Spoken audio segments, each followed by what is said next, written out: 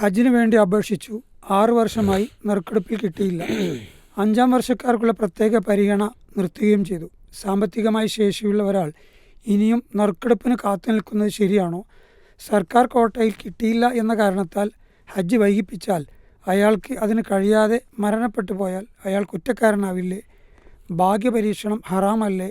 നറുക്കെടുപ്പിലൂടെ കിട്ടിയ ചാൻസ് വഴി ഹജ്ജ് ചെയ്യാമോ എന്നിത്യാദി കാര്യങ്ങളാണ് ചോദ്യത്തിലുള്ളത്. ഇവിടെ നമ്മൾ പറഞ്ഞു ഹജ്ജിൻ്റെ ഉംറയുടെയൊക്കെ നിബന്ധനയാണ് മെനിസ്തത്ത ഇലൈഹി സബീല, അവിടെ എത്തിപ്പെടാനുള്ള കഴിവുള്ള ആളെ സംബന്ധിച്ചിടത്തോളം.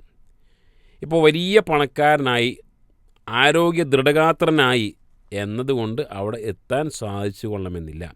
കാരണം ലോകത്തിലുള്ള കോടിക്കണക്കിന് മനുഷ്യന്മാർക്കൊക്കെ ഹജ്ജിന് വരാം എന്ന ഒരു നിയമമെങ്ങാനും വെക്കുകയാണെങ്കിൽ വലിയ അപകടങ്ങളുണ്ടാവും. അതുകൊണ്ട് തന്നെ സൗദി ഗവൺമെൻറ് മുസ്ലിങ്ങളുള്ള നാടുകളിലേക്ക് ഒരു പ്രത്യേക കോട്ട കൊടുക്കാറുണ്ട്. ഇന്ത്യയിൽ നിന്ന് ഇത്ര ആളുകൾ, ഇന്തോനേഷ്യയിൽ നിന്ന് ഇത്ര ആളുകൾ, ഖത്തറിൽ ഇത്ര ആളുകൾ. ആ ഒരു അടിസ്ഥാനത്തിൽ കൊടുത്തിട്ടില്ല എങ്കിൽ വലിയ പ്രശ്നങ്ങൾ വരും. അപ്പോൾ സ്വാഭാവികമായി ഇന്ത്യയിൽ ഇത്ര ആളുകൾക്ക് ഹജ്ജിന് വരാനുള്ള പെർമിഷൻ ഉണ്ട് എന്ന് പറയുമ്പോൾ എങ്ങനെ തിരഞ്ഞെടുക്കും?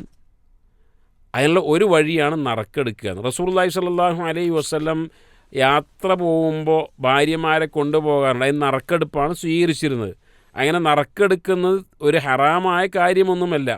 അപ്പോൾ 1 വർഷം കഴിഞ്ഞ് കിട്ടിയില്ല, 2 വർഷം കഴിഞ്ഞ് കിട്ടിയില്ല, 5 വർഷം കഴിഞ്ഞ് കിട്ടിയില്ല, അള്ളാഹു അദ്ദേഹത്തെ സംബന്ധിച്ചിടത്തോളം അതാണ് വിധിച്ചത് എന്ന് മനസ്സിലാക്കിയാൽ മതി.